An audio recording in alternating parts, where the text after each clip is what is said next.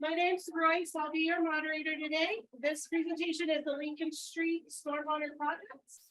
Our presenter is Trey George. He's an environmental analyst for the city of Spokane, where he acts as the city's focal point for the Eastern Washington Phase 2 municipal stormwater permit.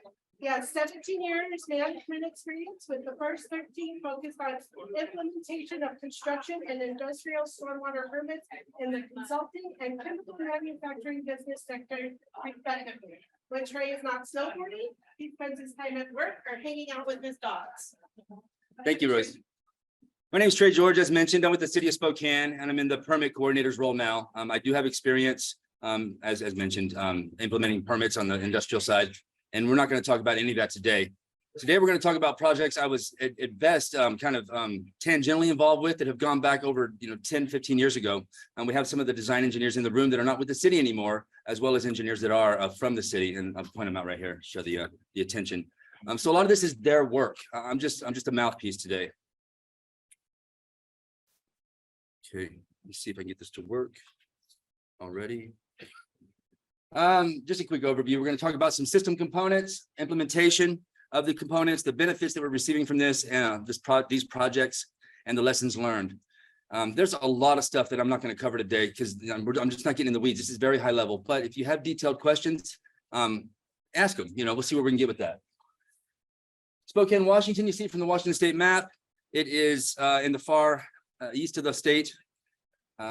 Well, you guys, this is Spokane. If you don't know where it is, please come see us. We're developed. We are guided by the Eastern Washington Phase 2 municipal stormwater permit for our municipal stormwater, which is kind of why we're here today. But there's this other permit that we have in the city. Our wastewater treatment plant has a NIPDES permit, a National Pollutant Discharge Elimination System permit, as well for our wastewater discharges. We are a combined sewer overflow city. It dates back to our old infrastructure. I'll talk a little bit about that. So we have two permits in our city that regulate stormwater, but only one of them says stormwater on it. The CSO permit, the wastewater discharge permit, is what brings us here today, really because of the CSO, the CSO, and I'll talk about it. Everybody familiar with what a CSO is? I didn't give it any justice here. Okay, CSO is a combined sewer overflow. It's an acronym for when you have sanitary wastewater that you mix with stormwater. Now that water mixed must be treated as all sanitary. You can't unmix it. So here's a city, a map of our city.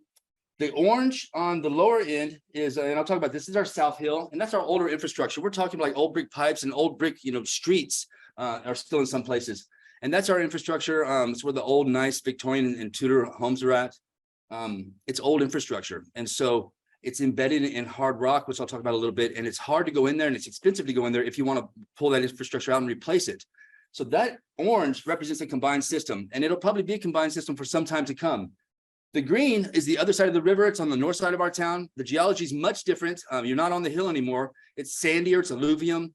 And the infrastructure for our stormwater went in there in the 80s. And so that's our MS4 system is the green. And then our orange is our CSO system.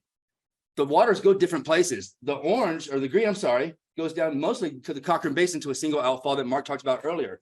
The orange all goes to our wastewater treatment plant. So if you're stormwater in an orange area, you are unnecessarily getting treated as wastewater because our collection system is combined. And it just dates back to 100 years ago. We were worried about flooding, and then we were worried about what are we going to do with our wastewater. We weren't thinking stormwater 100 and plus years ago. And so we have old pipes, and this is what you land with. Our CSOs, they've been an issue in the Spokane River for a while. As the city, I'm proud to say we've tightened it up, and we have, very few discharges of untreated CSO water, where 10 years ago we were having 20 a year, and it caught EPA's attention and it caught ours, and we've done quite a bit of work to address that. And I'm not going to talk about that here. I'm just kind of bragging on the CSO work we've done in the city. Come see us. Spokane South Hill, that was that area in the orange. It separates downtown Spokane and the Spokane River from the Moran Prairie and the Palouse. And so when you're downtown Spokane, you climb a whole lot of feet up across 2 miles, and then you can see the Palouse out behind you there. So Spokane's behind us and Palouse is in front of us. It's a barrier, if you will. The geology is complicated. You have some basaltic outcrops on the hill. You also have some metamorphic gneisses and like granite, metamorphosed granites that are hard rocks, and you have flood deposits from the Lake Missoula floods. So when you're trying to infiltrate with stormwater, it has everything to do with the geology underneath you. You can't infiltrate into a hard rock. you can infiltrate it into the cracks between fracture rocks. And if you find a till or a flood deposit, that's a sweet spot. You want to capitalize on it. Needless to say, as I'm going to talk about here in this talk, it changes as you go across the hill and down the hill where you can infiltrate stormwater. So if infiltration is your means of, stormwater disposal or treatment then disposal, well, you got to have an area you can infiltrate it at. It's challenging when you have this kind of geology. There are several arterials that climb straight up the hill from the river. We're going to focus on one today called Lincoln Street, and they just go up the hill and then over the hill, and they're commuter routes that you drive through old student homes and ponderosa pines intermixed with these trees that were brought in with the Europeans. It's a really pretty area. It's the older area of town, so we have older infrastructure, as mentioned. We have older homes, the nicer homes. The nice, I can't say nicer, but the old money, if you will, is up there. It's a pretty place to drive through with all the rock changes and the trees, and then you get to see the pollution on the back end. In large part, as shown on the map, it's a CSO basin. So all stormwater that lands on the South Hill, more or less, gets sent to the wastewater treatment facility. Again, one more graphic showing you where the South Hill is. And then that's our Lincoln Street arterial that shows up. It's about right there, and it goes from the top to the bottom or bottom to top, depending on direction. And this is the elevation change you see. This is the profile of that hill. So south is on the top, north is on the bottom. And so when you go from south to north, you are losing about 400 feet elevation over about 2 miles. And so it's there are some flat spots here on the hill, and that's where you see geology change. And we saw that in these projects I'm about to dive into here. The geology changes with this profile. And so when you want to address stormwater in the area, you have to fit your treatment to your geology, if your geology is controlling how you're going to manage it.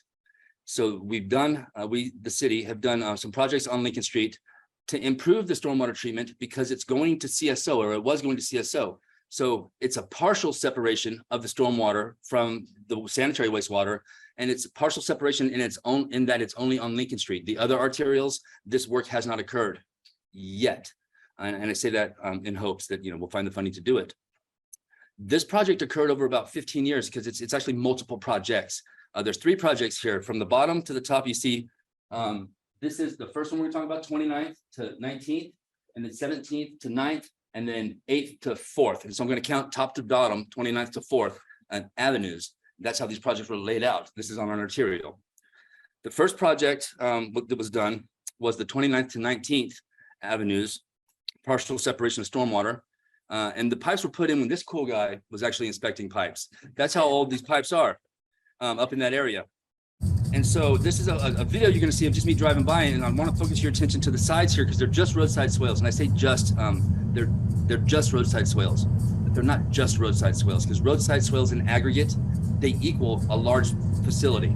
If you don't have a footprint for a large facility, but you have roadside swale ability, in aggregate, you can get there in your volume needs. And so stormwater improvements were integrated into an upgrade for the ADA compliance standards to bring this old infrastructure up to current standards. And so it kind of got, the project was a little bit delayed to allow stormwater to catch up and do the design. And the design was just swales. And I say that sarcastically because these swales, they're LID, they're green stormwater infrastructure, they're just a strip on the side of the road that satisfies those boxes. It's a low impact development approach using green infrastructure to treat stormwater that you take off of your wastewater treatment plant. They're just swales. They're doing lots of things. The geology doesn't allow infiltration at this part of that profile on the hill. So when you capture the stormwater and you run it through your treatment media, it's got to go somewhere. And if it can't infiltrate, let me stop for a second. It can infiltrate on the top of the hill here, but it has a shallow bedrock. So it'll infiltrate, 4 or 5 feet and then run horizontally was the concern, and then end up in someone's basement. So you're playing the shell game. You're not fixing the problem. You're just creating another problem for someone else. And so they had to find a solution. And that's the next slide. This is a solution. This area along these 10 blocks, we put in 48 swales on the side of the road in these 10 blocks. It captures 4.9 acres of fully developed residential urban area. So, homes on streets, like you saw in the video, just driving down. The under drains to these swales, water has to go somewhere. We have a pond, a Cannon Hill Park pond, a nice park up there on the hill, that had a water budget issue. They were supplying the pond with potable water because the pond was losing its water. And people love the pond. You can't take this pond away from people. They'll fight you for it. Goose are up there. It's really pretty. So they took the stormwater that's treated and found an opportunity to reuse it, and then conveyed that pipe in these under drains from the swales to this pond to supplement the water budget. So to add that to the benefit of this, we're taking what we're separating partially the stormwater from the sanitary. We're taking burden off of the treatment plant with that stormwater burden, and then we're reusing the water to a pond to keep it the level high, and then conserving water because we're not using the potable water to do it. And then there's beautification, on the beautification's aspect to all of this is to make the, make it look good as we get done. This little footprint on the 4.9 acres takes off of the wastewater treatment plant 1 million gallons per year of stormwater. It no longer has to be treated. That's pretty cool. Along this roadway here, we want the community to be involved, and they are involved. You ask them to show up, and they show up. We wanted them to be involved because we're putting something in front of their house, and we have city ordinances, which I'll show you here, that require homeowners to take care of the adjacent planting strip.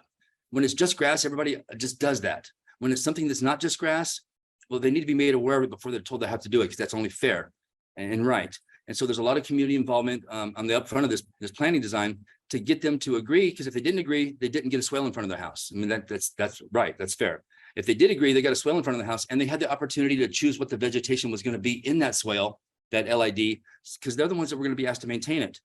And this is a snapshot of a flyer that went out, and it showed 3 different scenarios: full sun, partial shade, full shade. Because of the tree lined streets, you have these different conditions, and they were, this planting scheme is the mix of these 4 plants.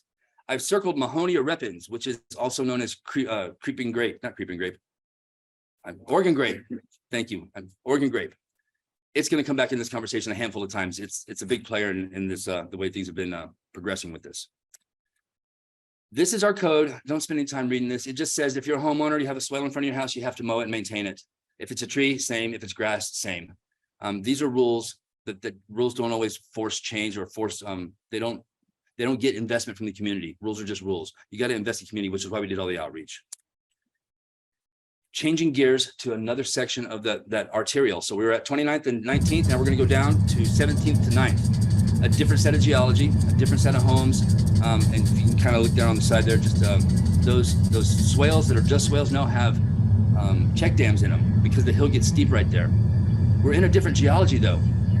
It's a sandy mix of silt and clay and gravel. You can infiltrate here. So you can put dry wells in this area to accompany your swales, which is part of the standard design in Spokane. Generally, if we have a swale, we have an overflow dry well in it. Up top on 29th, that wasn't an option, so they conveyed it to that pond. It was an option here from 17th to 9th Avenue because the geology changed. So there were some dry wells installed. It was also plumbed to what I'm going to get to in a few slides here. There's some plumbing that goes from the 17th and 9th swales down to the bottom of the hill, which is where kind of the flashbang pop of all this project is. You saw the video right there. That was during the winter, so you guys be forgiving on that visually. It was garbage day too, so you got to see some garbage cans and really brown trees.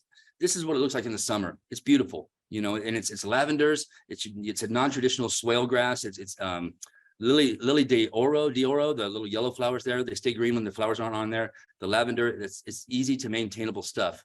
And I'm setting you up here because that stuff's easy to maintain. Oregon grape's not. It's not easy to maintain, and it doesn't get maintained. On this part of the hill, check dams were installed because of the grade.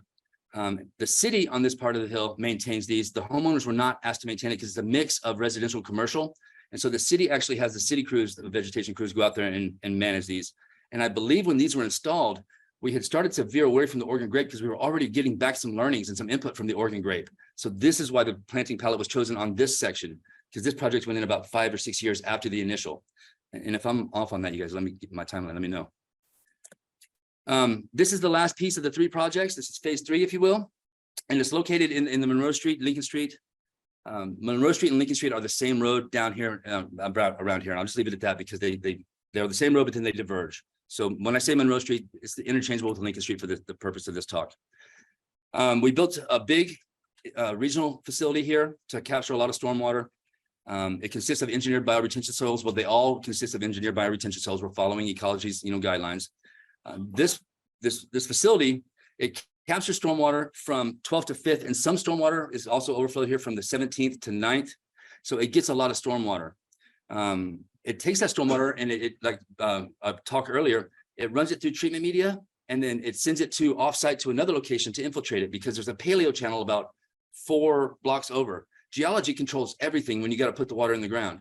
And so our geology changed going down the hill, then we're at the bottom of the hill, we treat the stormwater, then we still got to run it another 4 blocks to find this paleo channel, which you can send water to all day long. It'll always take it and you'll never catch up to it. It's an ace in your hand if you're playing poker or you're finding paleo channel. This feature had an energy dissipation feature. It's a bubble up, much like Dwayne's was earlier. If you saw that, because this water's coming down the hill and it's screaming. I mean, you saw the profile. That water's screaming. There's a lot of elevation change right there. So you got to dissipate the energy. So it bubbles up through a manhole, then it runs over a little spillway and it drops out the sediment, and then it flows over some grass, infiltrates into some under drains, and then goes 4 blocks to be discharged to the paleo channel. Like I said, a lot of details in here that I'm not showing any of. But if you're interested, look me up. I can get you the information. There's some really cool engineering that happened in this. This facility here at the bottom takes 3 million gallons a year.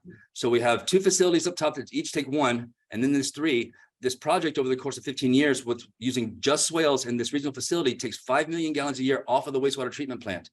Not to mention, it's taking the CSOs and minimizing to practically 0, if not 0 for this basin. I think this basin is 0 now. We don't have any untreated sanitary combined sewer water going into the river untreated because of projects like this that weren't required because our CSO permit allows us to send it to the wastewater treatment plant. This is just better business, and it's checking lots of boxes, lots of benefits to improve stormwater in this area. Here's a little video of the footprint. Again, this is taken in winter. This is the regional facility at the base of the hill. Water would be flowing from the top to the bottom of the screen. You can see the little spillway there at the far end. That's the sediment catcher. That's where the bubbler manhole is. Then it would flow down through this treatment swale into under drains.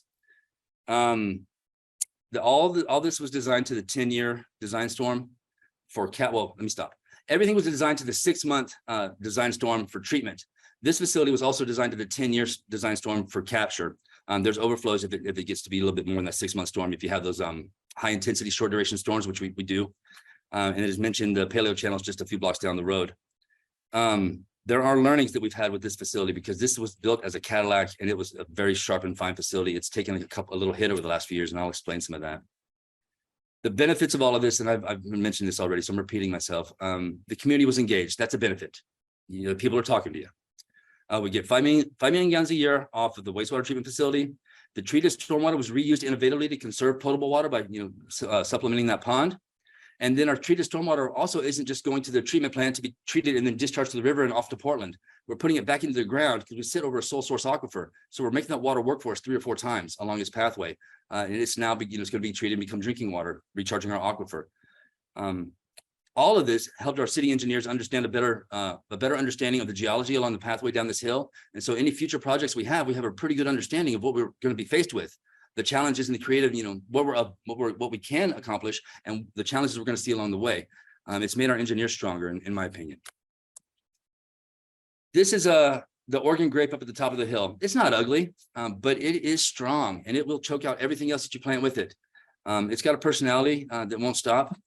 Some people like it. Most people hate it because they don't want to mess with it. It hurts their fingers. There's a curb line there, instead of just being a grass planting strip they can hit with their mower, they got to get in there with some scissors and gloves and cut it down. And it didn't happen. That's the short of it. So you end up with these swales that were built really, really, fine and pretty. And then now it looks like it's not ugly, but it's not what it was meant to be. And it's not being maintained, in short, right? So you got to maintain your vegetation. That's part of your maintenance program when you have swales. Oregon grape is like Velcro. Anything that lands in there, it ain't coming out. You can see the detritus in the leaves.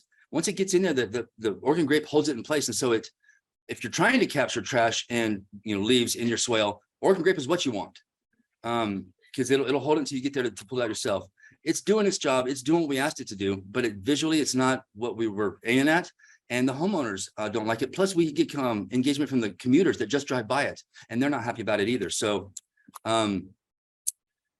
lessons learned: expect people to be people with all good intentions and handshake agreements, which is what we have with the homeowners, and codified responsibilities. The vegetation maintenance failures occurred. So we covered every base we could possibly conceive of to get the homeowners to invest, become stewards, and it still quasi failed. So what are we going to do about that? Because we are addressing this again.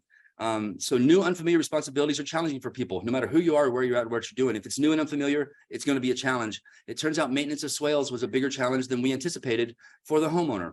And that's fair. City has learned. Properties change hands. And so you can have handshake agreements with the property owner with all intentions. They plan on doing everything you've laid out to them to do, and then they move. So if that responsibility is not tied to the land, that it's going to get lost, just like an O&M plan is for an industrial facility. You have to tie it to the facility, because the new ownership, if they don't know it exists and they don't know it's a responsibility, they're not going to know.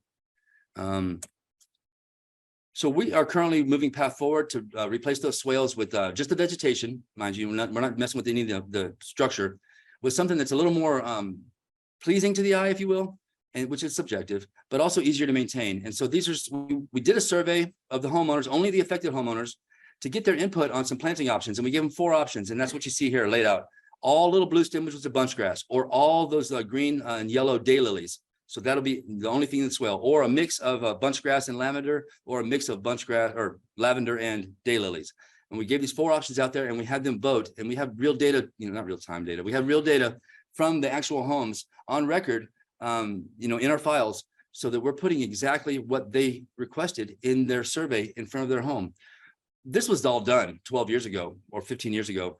But it didn't stick. And so we're trying a similar approach, but a little more streamlined, with something that's more easily maintainable, we hope. In 12 years, we might be doing this again. Maybe this is the cure. We don't know. I get the feeling, with my experience in stormwater, nothing's a one and done. It's a continual maintenance thing over, and you repeat yourself over and over and over. And that's, job security, I guess. It comes and goes. And so we're constantly, redoing things we've done. And that's just the nature of what we do, I think. So we're going to replace the Oregon grape with these plants.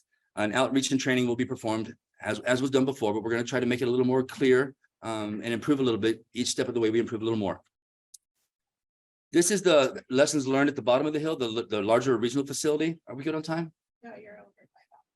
Okay, I'm going to talk real fast. The 4th Avenue lessons learned.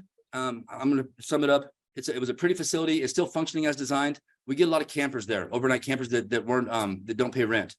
And so what we have is we have a lot of detritus and trash that shows up that weren't in the maintenance plan. And we've had times where our enforcement group goes out there and they're overnumbered or outnumbered, because we've got a camp full of folks that don't want to leave, and they're ripping out irrigation lines from underneath for water sources.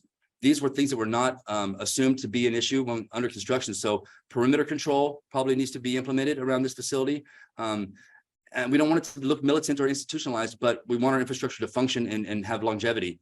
And so that was an issue that was unforeseen that we're currently trying to figure out. Thank you for your time.